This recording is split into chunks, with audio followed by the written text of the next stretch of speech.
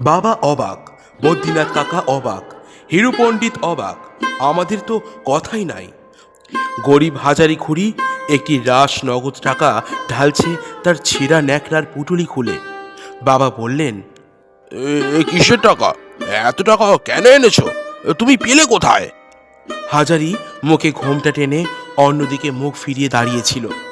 বললে, উনি দিয়ে গিয়েছেন, আপনার ছেলে, আপনার কাছেই রাখুন। এতক্ষণে আমরা সবাই ব্যাপারটা বুঝলাম। হাজারি টাকাটা গচ্ছিত রাখতে এনেছে বাবার কাছে। বাবা বললেন, টাকাটা আমার কাছে রাখবে? হ্যাঁ বাবা। কত টাকা আছে? 400। আপনি গুনে দেখেন, 400 টাকা।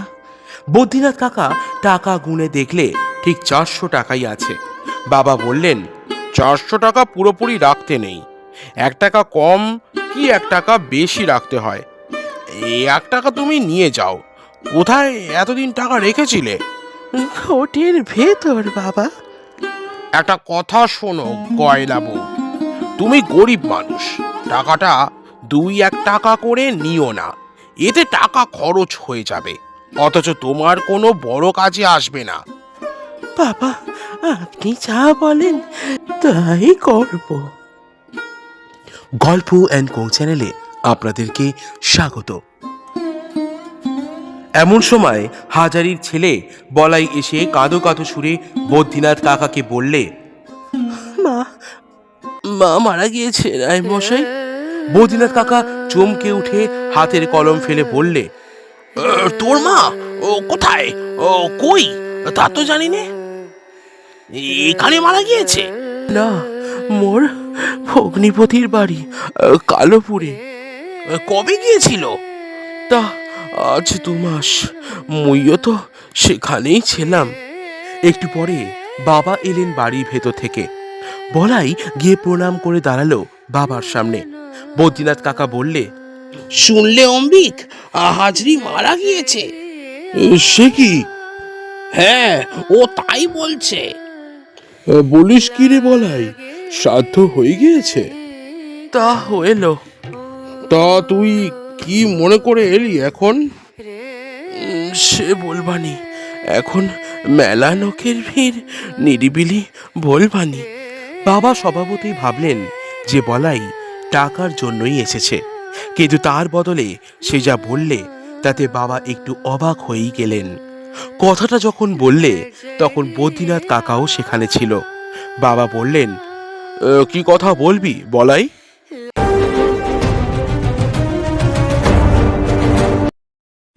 নমস্কার, আমি লোকনাথ। গল্প অ্যান্ড কোং চ্যানেলে আপনাদেরকে স্বাগত। বিভিন্ন স্বাদের গল্প, প্রবন্ধ এবং উপন্যাস শুনতে আমাদের চ্যানেলটিকে ফলো করুন এবং সাবস্ক্রাইব করে পাশে থাকুন। আজকের গল্প বিভূতিভূষণ বন্দ্যোপাধ্যায়ের লেখা হাজারি খুঁড়ির টাকা। গ্রামের মধ্যে বাবা ছিলেন মাতব্বর। আমাদের মস্ত বড় চণ্ডী মণ্ডপে সকালবেলা কত লোক আসত। কেউ মামলা মেটাতে, কেউ কারো নামে নালিশ করতে, কেউ শুধু তামাক খেতে, খুশ গল্প করতে। হিন্দু মুসলমান দুই উৎপীড়িত লোকে আসত আশ্রয় খুঁজতে। আমরা বসে বসে পড়ি হিরু ঠাকুরের কাছে। হিরু ঠাকুর আমাদের বাড়ি থাকে, খায়। পাগল মতো বামুন, বড্ড বকে, আর কেবল বলবে, ও ন্যাড়া একটু কুলচুর নিয়ে এসো তো বাড়ির মধ্যে থেকে। আমার মাস্তুতো ভাই বিধু বলতো, কুলচুর কোথায় পাবো পণ্ডিত মশাই, ঠাকমা বকে। হিরু ঠাকুর বলে, যখন কেউ থাকবে না ঘরে তখন নিয়ে আসবি। আমাদের গোমস্তা বদ্রীনাথ রায় কানে খাঁকের কলম গুজে চণ্ডীমণ্ডপের রোয়াকের পশ্চিম কোণে প্রজাপত্তর নিয়ে বসে বাকি বকেয়া খাজনার হিসাব করত। সবাই বলতো বদ্যি কাকা ভালো লোক নয়, প্রজাদের ওপর অত্যাচার অনাচার করে, দাখিলা দিতে চায় না। বাবা এ নিয়ে বদ্রীনাথ কাকাকে বকুনিও দিতেন মাঝে মাঝে, তবু ওর স্বভাব যায় না। বাবা কখনো প্রজাদের কিছু বলেন না, তার কাছে আসতেও প্রজারা ভয় পায়। যখন আসে তখন কিছু মাপ করার জন্যে বা বদ্রীনাথ কাকার বিরুদ্ধে নালিশ করার জন্যে। তামাকের অঢেল বন্দোবস্ত আমাদের চণ্ডী মণ্ডপে। কেনা তামাকে কুলোয় না, সুতরাং হিংলি কিংবা মতিহারি গাছ তামাক হাট থেকে কিনে আনা হয়। আমাদের কৃষাণ দুলাল মুচি সেগুলো বাঁশের ওপর রেখে দা দিয়ে কাটে। তারপর সেই রাশিকৃত গুঁড়ো তামাক কোতরা গুড় দিয়ে মেখে মেটে মুকলসি ভর্তি করে রাখা হয়। যে আসছে সেই কলসির মধ্যে হাত পুড়ে এক থাবা তামাক বার করে নিচ্ছে। কলকে আছে, ভেরেন্ডা কিংবা বাবলা কাঠের কয়লা আছে একরাশ, ছোলা আছে বোঝা বোঝা, চকমকি পাথর আর ঠুকুনি আছে। খাও কে কত তামাক খাবে। গ্রামের কতকগুলি লোক শুধু তামাকের খরচ বাঁচাবার জন্যেই আমাদের চণ্ডীমণ্ডপে সকাল বিকেল আসে। এ কথা আমার মাস্তুতো ভাই বিধু বলে। দুপুরের বেশি দেরি নেই। হিরু ঠাকুরকে আমি বললাম, পণ্ডিত মশাই নাইতে যাবেন না? কেন? এরপর জোয়ার এলে আপনি নাইতে পারেন না তাই বলছি। নিরীহ সুরে বললাম কথাটা। কখন জোয়ার আসে? এইবার আসবে। তুমি কি করে জানলে? আমি জানি, বিধু বলছিল। না, বসে নামটা পড়ো। কড়ি কষার আর যা মুখস্থ হয়েছে বিধুর, নিয়ে এসো, বলো শুনি। বিধু না বলতে পেরে হিরু ঠাকুরের বেটে হাতের চটাপট চর খায়। আমি হঠাৎ ধারাপাতের ওপরে ভয়ানক ঝুঁকে পড়ি।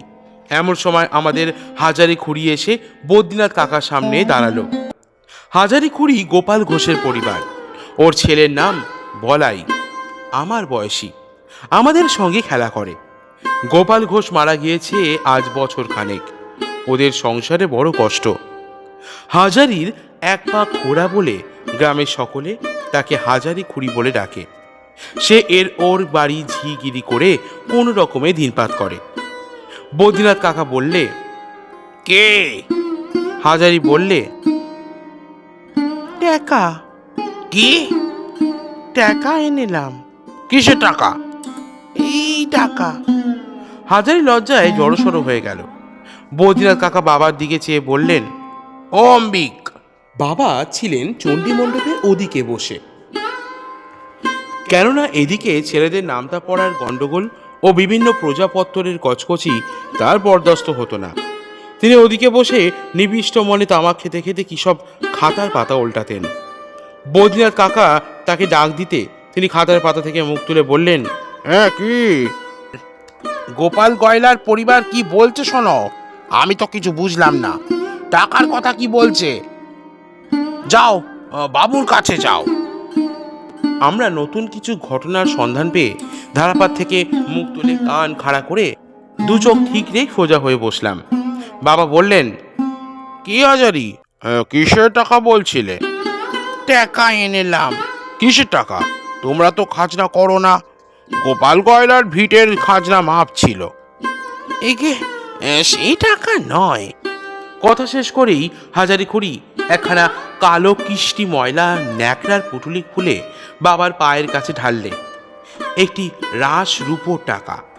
বাবা অবাক, বদ্রীনাথ কাকা অবাক, হিরু পণ্ডিত অবাক। আমাদের তো কথাই নাই। গরিব হাজারি খুঁড়ি একটি রাস নগদ টাকা ঢালছে তার ছিঁড়া ন্যাকড়ার পুটুলি খুলে। বাবা বললেন, কিসের টাকা? এত টাকা কেন এনেছো? তুমি পেলে কোথায়? হাজারি খুঁড়ি ঘোমটা টেনে অন্যদিকে মুখ ফিরিয়ে দাঁড়িয়েছিল। বললে, উনি দিয়ে গিয়েছেন, আপনার ছেলে, আপনার কাছে রাখুন। এতক্ষণে আমরা সবাই ব্যাপারটা বুঝলাম। হাজারি টাকাটা গচ্ছিত রাখতে এনেছে বাবার কাছে। বাবা বললেন, টাকাটা আমার কাছে রাখবে? হ্যাঁ বাবা। কত টাকা আছে?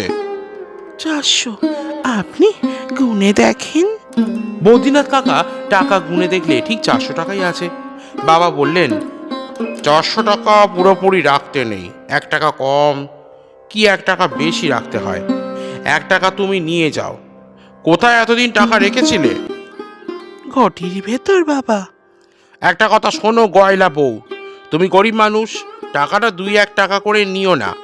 এতে টাকা খরচ হয়ে যাবে, অথচ তোমার কোনো বড় কাজে আসবে না। বাবা, আপনি যা বলেন তাই করব। হাজারি চলে গেল। বদ্রীনাথ কাকা বললে, দেখলে অম্বিক, ধুকরির ভেতর খাসা মাল। কে জানতো যে ওর ঘরে ঘটির মধ্যে 300-400 টাকা আছে?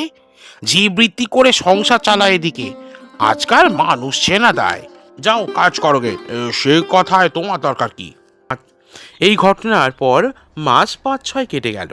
আবার আমরা বসে হিরু ঠাকুরের কাছে ধারাপাত মুখস্থ করছি। এমন সময় হাজারি ছেলে বলাই এসে কাঁদো কাঁদো সুরে বদ্রীনাথ কাকাকে বললে, মা মারা গিয়েছে নাই মশাই। বদ্রীনাথ কাকা চমকে উঠে হাতের কলম ফেলে বললে, কোথায় তোর মা? কোথায়, কই?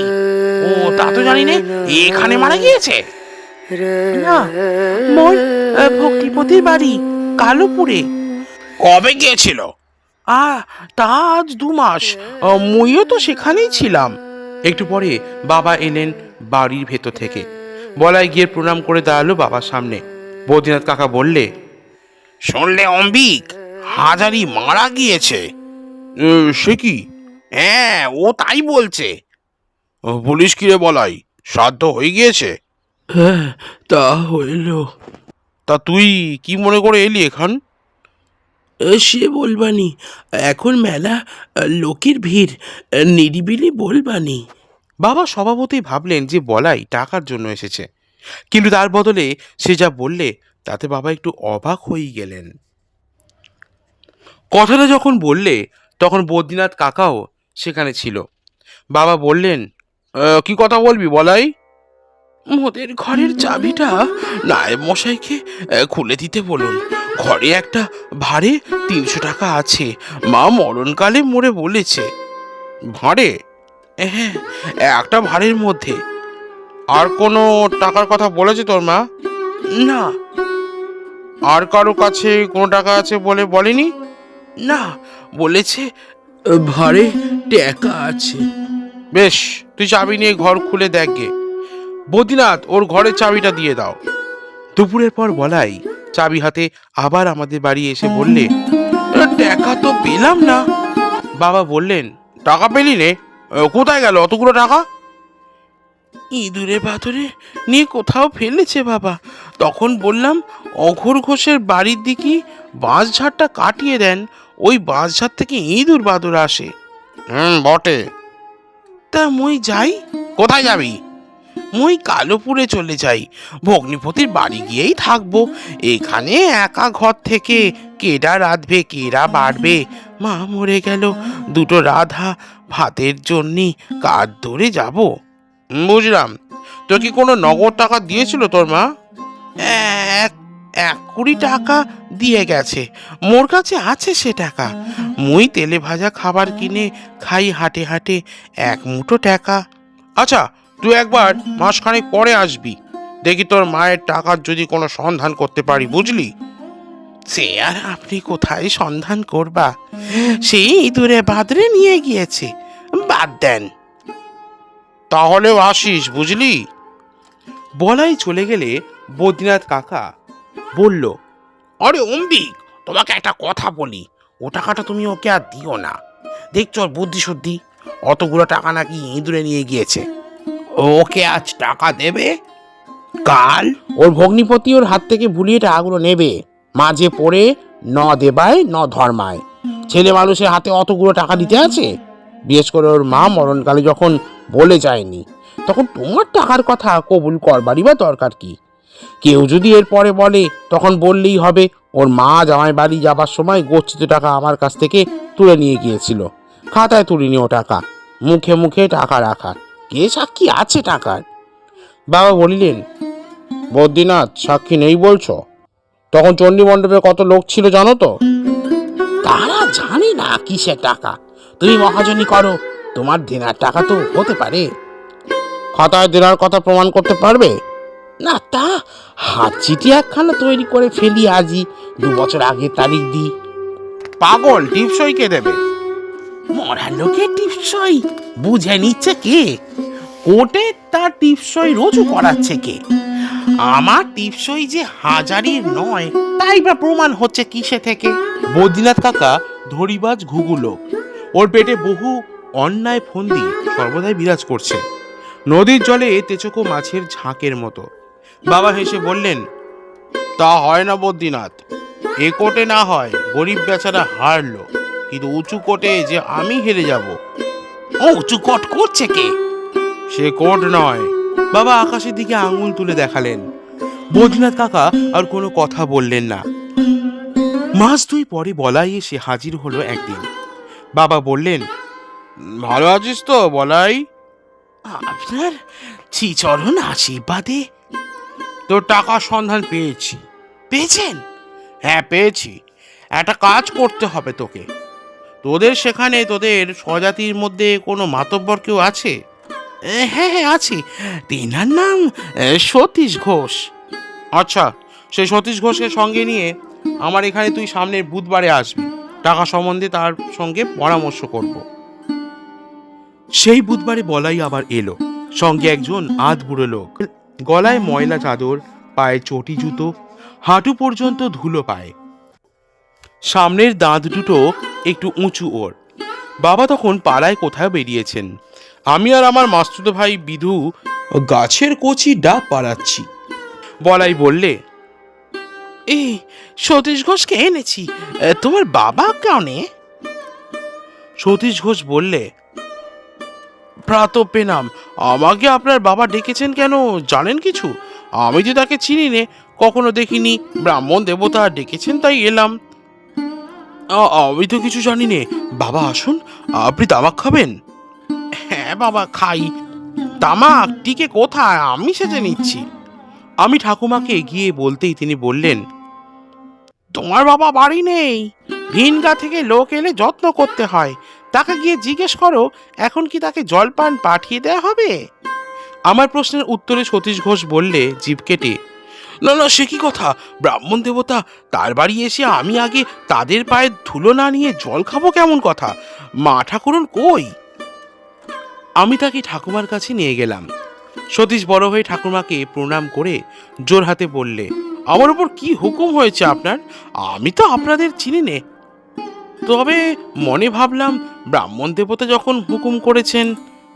মিনিট 15 মধ্যে দেখি সতীশ ঘোষ আমাদের ভেতর বাড়ির রোয়াকে বসে কাঁঠাখানেক চিড়ে মুরগি আর আধখানা ঝুনো নারকেল ধ্বংস করছে। ঠাকুমাকে একটু মিষ্টি কথা বললে আর রক্ষা নেই। কত প্রজা যে বিপদে পড়ে এসে ঠাকুমার মন সন্তুষ্টি করে শক্তপোক্ত বিপদ পার হয়ে গিয়েছে তার ঠিক নেই। ঠাকুমার মন অতি সহজেই মিষ্ট কথায় গলে। এদিকে বাবা অত্যন্ত মাতৃভক্ত। ঠাকুমা যা বলবেন তাই বেদবাক্য বাবার কাছে। ঠাকুমা কেবল ভুলবেন না আমাদের কথায়। হাজার মিষ্টি কথা বলে নিয়ে এসো দেখি একটু তেঁতুল ছড়া, কি একটু কাসুন্দি, কি এক থাবা কুলচুর। ওহ, আসল কাজে ঠিক আছে ঠাকুমা। তার বেলা এই নোভ নেই। ভাড়ার ঘরের তাকের দিকে ঘন ঘন আনাগোনা করা হচ্ছে কেন? খবরদার, ভাড়ার ঘরে চৌকাটে পা দেবে না বলে দিচ্ছি। একটু পরে বাবা এলেন। সতীশ ঘোষকে দেখে বললেন, একে না না, তুমি খাও খাও, উঠতে হবে না, খেয়ে নাও আগে। ঠাকুমা বললেন, তুমি খাও বাবা, আমি বলছি। এ হলো সতীশ ঘোষ, হাজারের ছেলে। বলাই সঙ্গে করে এনেছে কালুপুর থেকে। ও বুঝলাম, আচ্ছা বেলা হয়েছে, আমি চান করে আন্নি করে নি। আরাদির পর কথাবার্তা হবে। তুমি গঙ্গায় চান করে এসো। দিব্যি খাট চখাবালি, কোনো অসুবিধা হবে না। সতীশ ঘোষ চণ্ডী মণ্ডপে খেয়ে মাদুর পেতে শুয়ে আছে। ঠাকুরমা বললেন, এতটা পথ হেঁটে এসেছো বাবা, একটু জিরিয়ে নাও, খেয়ে দে। বিকেলে বাবা সতীশ ঘোষকে বললেন সব কথা। সতীশ অবাক হয়ে বললে, এই কত টাকা বললেন? 400 টাকা। তা আমায় ডাক দিলেন কেন? তার মানে ওর হাতে টাকা দিতে চাইনে। ও ছেলে মানুষ, যেমন ওর হাতে টাকা পড়বে অমনি ওর ভগ্নিপতি শরৎ ঘোষ ওর হাতে থাবা দিয়ে সমস্ত টাকা কেড়ে নেবে। তাকে আমি চিনি, অভাবগ্রস্ত লোক। ও বেচারি মায়ের ধনে বঞ্চিত হয়ে থাকবে। তার চেয়ে আমি তোমার হাতে টাকাটা দিই, তুমি রেখে দাও আপাতত, ওকে জানানোর দরকার নেই। জানালে বিরক্ত করে মারবে টাকার জন্যে। আজ দাও 2 টাকা, কাল দাও 5 টাকা, ওর সেই ভগ্নিপতি প্ররোচনা দেবে, যা গিয়ে টাকা নিয়ে আয়, বুঝলে না? তুমি টাকাটা রেখে দাও, বলাই সাবালক হলে সমস্ত টাকাটা ওর হাতে দিয়ে দেবে। তারপর সে যা হয় করুকে। এখন তুমি আমি ভগবানের কাছে দায়ী আছি নাবালকের টাকার জন্যে। নাবালকের স্বার্থ রক্ষার দায়িত্ব আমার এবং তোমার। সতীশ হাত জোর করে বললে, দেখুন দেখি, এই জন্যই তো বলি ব্রাহ্মণ দেবতা, সাধে কি আর বলি। তা আপনি আমাকে ডাকলেন কেন? আমাকে কেন জড়ান? আপনার কাছেই তো। না, বলাই যদি এ গায়ে বাস করতো তবে টাকা আমিই রাখতাম। ওরা আমার প্রজা, ভিটে খাজনা নিয়ে নে, তবে ব্যাঘাত দিতে হয় আমার বাড়ির ক্রিয়াকর্মে। প্রজা হয়ে থাকতো, ওর স্বার্থ দেখতাম। এখন যখন চলে যাচ্ছে সেই দায়িত্ব আমি রাখি কেন? সেই জন্যে ওকে বলেছিলাম, তোমার গায়ের মাতব্বর লোক একজনকে ডেকে আনো। কেন কি বৃত্তান্ত তার বলিনি? টাকা অতি খারাপ জিনিস সতীশ, তুমিও তো বিষয়ী লোক, আমার কথা তুমি বুঝতে পারবে। টাকাটা আমি এনে দিই, তুমি নিয়ে যাও। আচ্ছা দেবতা, একটা কথা, আপনার যখন হুকুম তখন নিয়েই আমি যাব। তবে মোড়ল মাতব্বর আমি কিছু নই, আপনাদের শ্রীচরণের চাকর, এই মাত্রর কথা। মোড়ল মাতব্বর আমি নই, কিন্তু একটা কথা। হ্যাঁ, কি? যদি বলাই সাবালক হওয়ার আগে মারা যায় তবে টাকার কি হবে? তাহলে মা ও ছেলের নামে এই দিয়ে স্বজাতি জাতিকুটুম ভোজন করিও একদিন, ওদের তৃপ্তি হবে। আহা, ওর মা হাজারি বড্ড ভালো লোক ছিল, তার কথা ভাবলে কষ্ট হয়, বড্ড সরল। সতীশ সেদিন টাকা কড়ি গুনে গেথে নিয়ে চলে গেল বটে, কিন্তু মাস কয়েক পরেই একদিন এসে হাজির হলো সেই চণ্ডী মণ্ডপে হিরু ঠাকুরের কাছে। তখন আমরা পড়ছি। সতীশ ঘোষ এসে বাবাকে প্রণাম করে বললে, সে হয়ে গিয়েছে, আপনাকে আর আমাকে আঙুল দিয়ে দেখিয়ে এই খোকাবাবুকে আর এই নায়েববাবুকে একবার যেতে হচ্ছে কালুপুর। বাবা বললেন, মানে? মানে আপনাদের বলাই আজ 3 দিন হলো গরু চড়াতে গিয়ে বাজ পড়ে মারা গিয়েছে। বাজ পড়ে? আগে হ্যাঁ, মোড়ে মাঠেই পড়েছিল। সন্ধ্যের সময় টের পেয়ে তখন সবাই গিয়ে তাকে দেখে পড়ে আছে। নিয়তির খেলা, আপনি বা কি করবেন, আমি বা কি করব। এখন চলুন, অপঘাতে মৃত্যু, 3 দিন অশৌচ, কাল তার শ্রাদ্ধ। সেই টাকাটা আপনি যেমন হুকুম দেবেন আপনার সামনেই খরচ করব। বদ্রীনাথ কাকা আর বাবা পরদিন কালুপুর গেলেন, সঙ্গে আমি। আশ্চর্য হলাম, আমরা সকলেই সেখানে গিয়ে। সতীশ ঘোষ অবস্থাপন্ন গৃহস্থ, 8 চালা বড় ঘর, চণ্ডী মণ্ডপ, সদর অন্দর পৃথক, সবই ঠিক, কিন্তু লোকজনের সমারোহ, আয়োজন দেখে আমরা তো অবাক। 400 টাকায় এত লোক খাওয়ানো যায় না, এমন সমারোহ করা যায় না। হাজারি খুড়ির বার্ষিক সপিণ্ডকরণ শ্রাদ্ধ ওই সঙ্গেই হলো। সকাল থেকে রাত পর্যন্ত লোক খাওয়ানোর বিরাম নেই। আজ থেকে 30-35 বছর আগের কথা। সস্তা গন্ডার দিন ছিল বটে, তবুও 700-800 টাকার কমে সেরকম খাওয়ানো যায় না, তত সমারোহই করা যায় না। আর কি যত্নটা করলে আমাদের সতীশ ঘোষ, লুচি ছানা সন্দেশ দই সবসময় হাত জোর করেই আছে। বাবা বললেন, সতীশ, এ কি ব্যাপার, তোমার ঘর থেকে কত খরচ করলে? তুমি তাদের কেউ হও না, জাতি নাও, কুটুম্ব নাও, তাদের জন্য এত টাকা? সে হাত জোর করে বললে, দেবতা, টাকা তো ময়লা মাটি, আপনি হুকুম দিলেন বলি করতে যদি হয়, তবে ভিন গায়ের মা আর ছেলের বেঘরে মারা গেল, ওদের শ্রাদ্ধ একটু ভালো করেই করি। আপনি খুশি হয়েছেন দেবতা? বদ্রীনাথ কাকা যে অত জাহাবাজ ঘুঘু লোক, কালপুর থেকে ফিরবার পথে বলল, না, সত্যি হাজারি খুড়ির পুণ্যি ছিল, তাই টাকাটার সদ্দয় হলো, ভালো হাতে পড়েছিল টাকাটা। ছেলেবেলার কথা এসব। তখন পল্লীগ্রামের লোক এমনই সরল ছিল, ভালো ছিল। আজ বাবাও নেই, সে সতীশ ঘোষও নেই। এখন দূর স্বপ্নের মতো মনে হয় সেসব লোকের কথা। হাজারি খুড়ির শ্রাদ্ধের পরে সতীশ ঘোষ আমাদের বাড়িতে অনেকবার এসেছিল। আমার ঠাকুমাকে মা বলতো, বাবাকে দাদা ঠাকুর বলে ডাকতো। সঙ্গে করে আনতো মানকচু, আখের গুড়, ঝিকরহাটি বাজারের কদমা আর জোড়া সন্দেশ। কখনো কখনো ভারী করে গাওয়া ঘি আনতো। আমার বড় দিদির বিয়ের সময় ওদের বাড়ির ঝি বয়েরাও নিমন্ত্রিত হয়ে এসেছিল, একখানা ভালো কাপড় দিয়েছিল বিয়েতে। বাবা মারা যাওয়ার পরে আমরা দেশ ছেড়ে বিদেশে যাই। শুনেছিলাম সতীশ ঘোষ মারা গিয়েছে বহুদিন, আর কোনো খোঁজ খবর রাখিনি তাদের। শুনছিলেন বিভূতিভূষণ বন্দ্যোপাধ্যায়ের লেখা গল্প হাজারি ঘড়ির টাকা। বিভিন্ন স্বাদের গল্প, প্রবন্ধ এবং উপন্যাস শুনতে আমাদের চ্যানেলটিকে ফলো করুন এবং সাবস্ক্রাইব করে পাশে থাকুন। দেখা হচ্ছে আপনাদের সাথে আরো নতুন গল্প নিয়ে। ভালো থাকবেন আপনারা সবাই।